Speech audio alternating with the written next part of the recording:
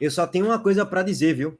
Pega fogo o cabaré. O Bahia, nesse momento, é o líder do grupo F da Libertadores, 7 pontos conquistados, show de bola, só depende das suas próprias forças. Vai pegar o Atlético Nacional lá na Colômbia, depois o Internacional no Beira-Rio, show. Se o Bahia fizer 3 pontos, acabou, tá classificado, óbvio, em primeiro ou em segundo. Aí tem que ver o desenrolar das rodadas, mas tem tudo para o Bahia se classificar se vencer um jogo. Só para deixar claro. Ou se somar 2 pontos, empatar contra o Atlético Nacional e empatando contra o Internacional, o Bahia vai se classificar. Beleza, mas qual é a garantia disso? Aí é que a gente chega no grupo da morte, que é o grupo F. O Nacional do Uruguai vai para 2 jogos em casa. Vai pegar o Internacional no próximo jogo e o Inter vem jogando mal. Tomou 3 do próprio Nacional no primeiro tempo, depois consegue a reação e conquista o empate, mas tomou 3-0 do Nacional do Uruguai, é bom deixar bem claro. Tomou 3-1 do Atlético Nacional jogando mal lá na Colômbia. Então, assim, a tendência talvez é até que o Nacional do Uruguai possa vencer essa partida e empurre o Internacional talvez até para a lanterna do grupo F. Veja que loucura. E se o Atlético Nacional vencer do Bahia? O Atlético Nacional assume a liderança com 9 pontos. O Bahia pode cair até para a terceira colocação, cara, na próxima rodada. A diferença do Bahia para o Lanterna é de 3 pontos. Uma rodada a outra já está com a mesma pontuação do Lanterna. Veja que loucura esse grupo. Vamos colocar aqui 1-0 para o Atlético Nacional e 1-0 para o Nacional do Uruguai. O Bahia já cai para a terceira colocação. E aí, na última rodada, o Bahia ele pode terminar na liderança, veja que loucura, ou ele pode terminar na lanterna. O Bahia pode se classificar para a próxima fase ou nem pegar os playoffs da Sul-Americana. Ou pode ser justamente sendo eliminado na lanterna. E assim, não vai ser nenhum vexame, tá, gente?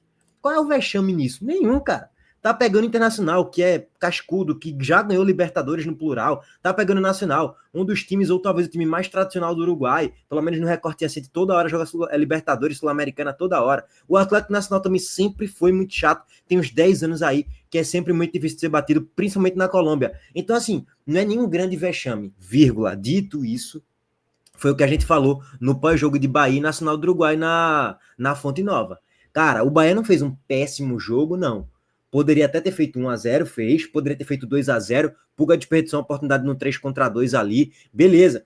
Mas perdeu, irmão. Era para vencer o jogo. Porque se o Bahia vence aquele jogo, o Bahia já estaria com 10 pontos, já estaria classificado, cara. Não tinha nem que a gente debater aqui. E o grupo da morte, que a gente especulou antes de começar o campeonato, não estava muito com cara de grupo da morte, porque o Nacional do Uruguai estava muito ruim mesmo.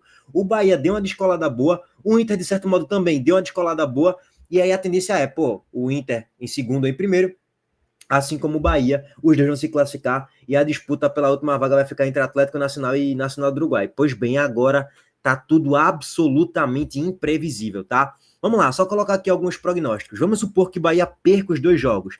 Tá eliminado, viu, irmão? Veja só, eu nem simulei o outro resultado ali, de Nacional do Uruguai e Atlético Nacional. Vamos colocar aqui que aconteceu um empate entre Nacional do Uruguai e Internacional. E vamos colocar aqui um outro empate no outro jogo que não é do Bahia, né? O Bahia pode se classificar na terceira colocação para a fase dos playoffs da Sul-Americana. Mas assim, se o Bahia perder os próximos 2 jogos, ou se perder os próximos 2 jogos, no máximo pega a vaga nos playoffs. Para isso, vai ter que torcer para acontecer 2 empates. No jogo entre Nacional do Uruguai e Atlético Nacional e no jogo entre Nacional do Uruguai e Internacional. Vamos supor agora. E detalhe, se acontecer uma vitória para lá ou para cá, ó, 2-1, vamos botar aqui 2-1 para o Nacional do Uruguai. O Bahia vai ser lanterna, cara. Se acontecer o resultado de algum vencedor aqui em algum outro jogo, ou na quinta rodada ou na sexta rodada, o Bahia sequer vai pegar a vaga nos playoffs. O Bahia termina a fase de grupos na lanterna.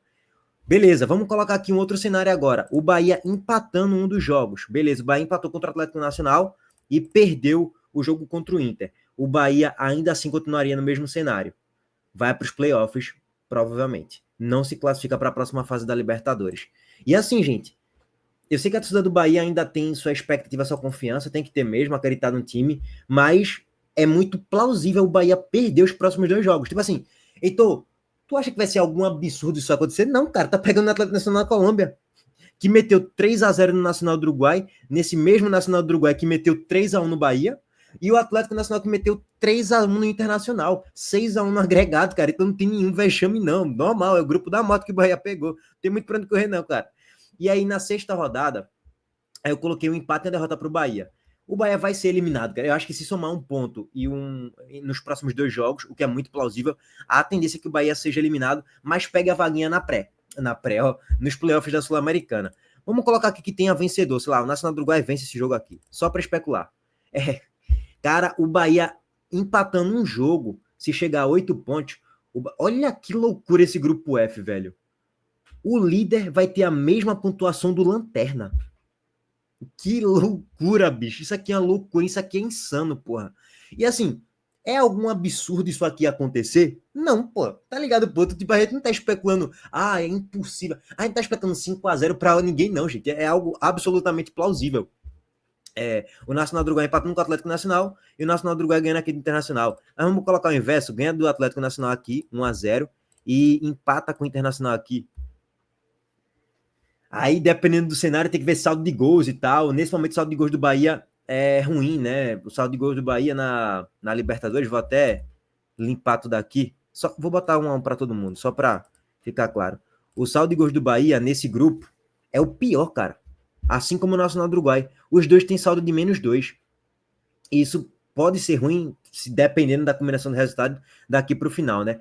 Mas beleza, a gente vai especular aqui agora um outro cenário. O Bahia empatando os próximos 2 jogos.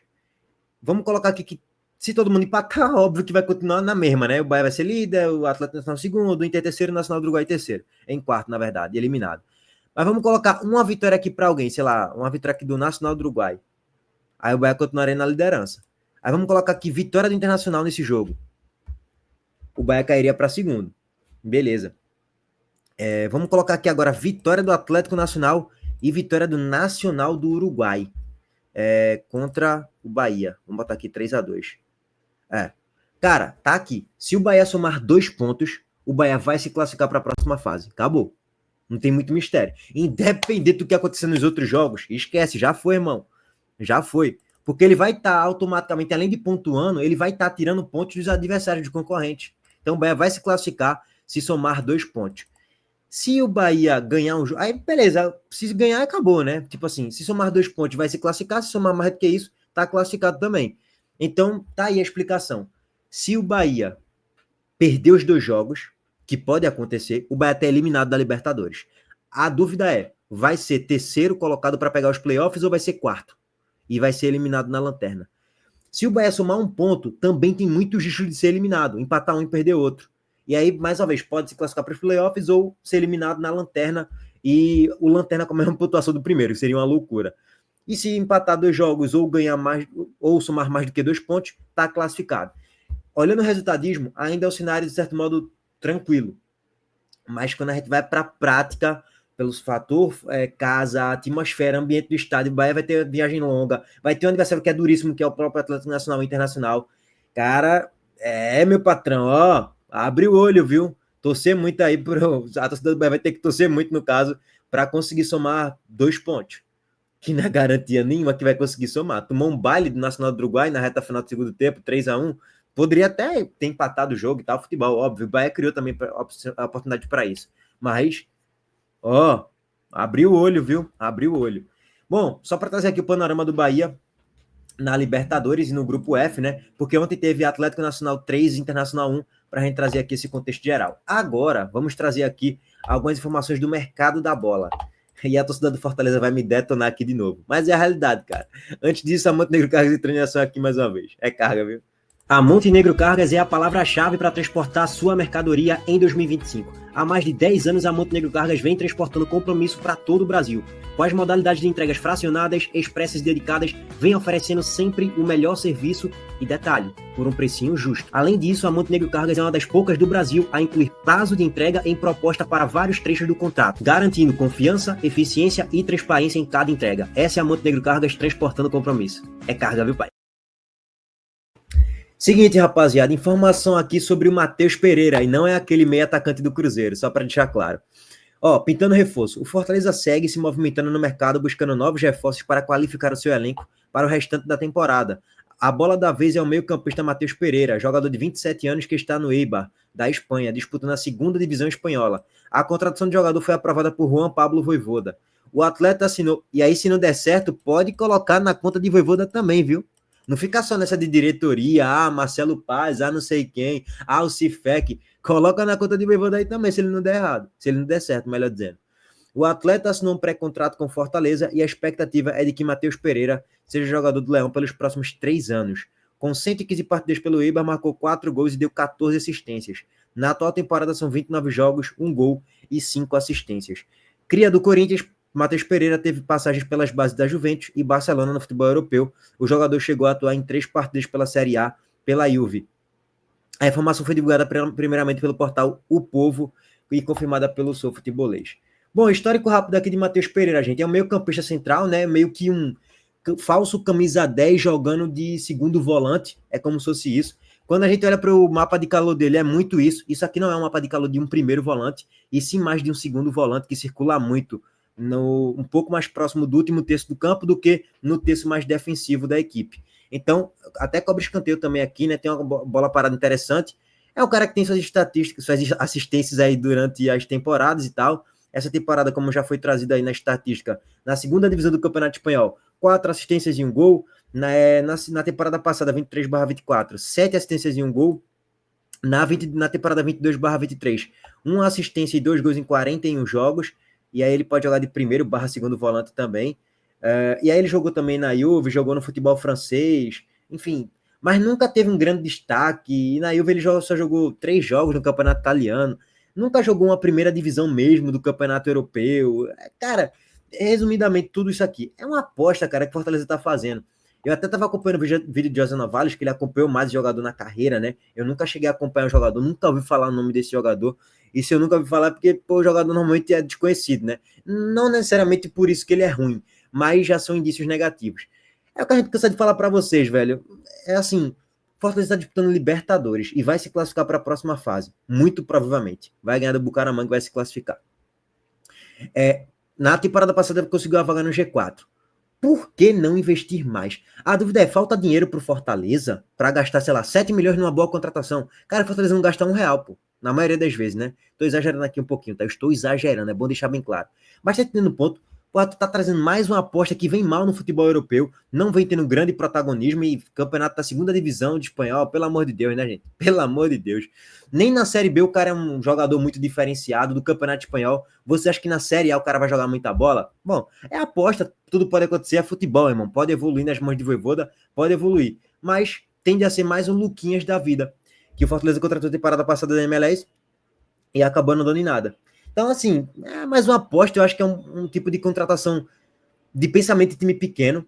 Eu acho que o Fortaleza pensa muito assim como um time pequeno nas contratações. Parece que tá na Série B, pô, na Série C, pô. Não, pô, tá na Série A, pô, jogando Libertadores. Vai contratar Matheus Pereira encostado no Ibar não, mas encostado na segunda divisão do Campeonato Espanhol, jogando lá e tal, com consistência, mas longe de praticar um grande futebol. Enfim, complicado. Aí contra tipo um Alanzinho da vida, que eu até gosto. Eu gosto desse tipo de perfil de contratação. Só que na maioria das vezes é esse tipo de perfil de contratação. É isso que não me agrada tanto. Bom, mas enfim. Comenta aí o que vocês acham sobre esse tipo de contratação, tá? Seguinte. Para finalizar, Zé Wellison. De novo. Zé Wellison em pauta. O portal Cifute Brasil publicou o seguinte, que o Vitória demonstrou interesse na contratação do volante Zé, que pertence à Fortaleza. Não é o mesmo que vimos nas últimas 3 temporadas, mas ainda assim pode agregar à Vitória selo Cifute Bronze. É mais ou menos por aí. O Zé Wellison de 2025 vem jogando mal na maior parte da temporada. O Rodrigo Santos ainda não estreou, né? Foi a outra contratação do Fortaleza, mais uma aposta do Fortaleza, vindo do Maringá da Série C, mais uma aposta para ver se vai dar certo e tal. Eu detesto esse tipo de perfil de contratação para um time que está no patamar do Fortaleza atualmente, é bom deixar bem claro. Óbvio, uma ou outra pontual sim, mas toda hora, entre aspas, isso eu acho uma loucura. Mas beleza, esse debate a gente alonga mais para depois. Zé Wellison, se a gente parar pra... Eu concordo com a análise do Cifute, assim. Também, quem é que tá jogando muita bola no Fortaleza nessa temporada? Poucos, né? Porque o time tá jogando mal na maior parte do ano. Óbvio que jogou bem agora no último jogo e tal, mas na média joga mal. Na maior parte do ano vem jogando mal. Então, assim, pouca gente tá se destacando positivamente. Zé Wellison é um jogador que entra na maioria das vezes no segundo tempo. Não é um cara que tá sendo titular na maior parte da temporada, não. Muito pelo contrário. O Fortaleza tá entrando muito com O Paul Fernandes tá entrando com o Emmanuel Martinez, aí às vezes tem o Rossetto ali que entra, aí tem o Lucas Sacha, enfim, aí varia pra caramba, né? Zé Wellison também entra nesse rodízio aí de Vojvoda. Zé Wellison saindo do Fortaleza. Ainda tem o Rodrigo Santos que tá para estrear, o Matheus Pereira que pode jogar nessa posição também. Então Zé Wellison vai perdendo cada vez mais o prestígio. Dito tudo isso, para um Vitória, briga para não cair, acho que agrega assim, tá? Até no jogo contra o Retrô ele tomou um baile de Fernandinho e de Hadley. Zé Wellison tomou um baile de Fernandinho e Hadley na Arena Pernambuco. Então, assim, não tá de fato jogando muita bola, como já jogou no próprio Fortaleza uma temporada e meia atrás, mas ainda assim, mais uma vez, pro elenco do Vitória, acho que agrega demais. Não fechou ainda, então nem vou focar muito na análise dele nesse momento, tá? Mesma coisa pro Sport, um cara para encorpar o grupo, né? Para encorpar o elenco. Seria uma contratação interessante, sim. Então, tu vai pedir ele no Sport? Não. Por tudo que já aconteceu durante essa temporada, nem vou voltar aqui mais os fatos, mas Zé Wellison nem quis vir para cá, então dane-se. Que ele vá pro raio que o parta. Bom, rapaziada, aguardar. Zé Wellison teria saído do Fortaleza nesse meio da temporada e ir para um Vitória da vida. Já é a terceira vez que a gente tá especulando Zé Wellison no Vitória. Já foi especulado no Sport também. Enfim, aguardar. Tamo junto, rapaziada. Abraço para todos vocês. Deixa o like no vídeo, se inscreva no canal e ativem o sininho de notificações. Valeu, gente.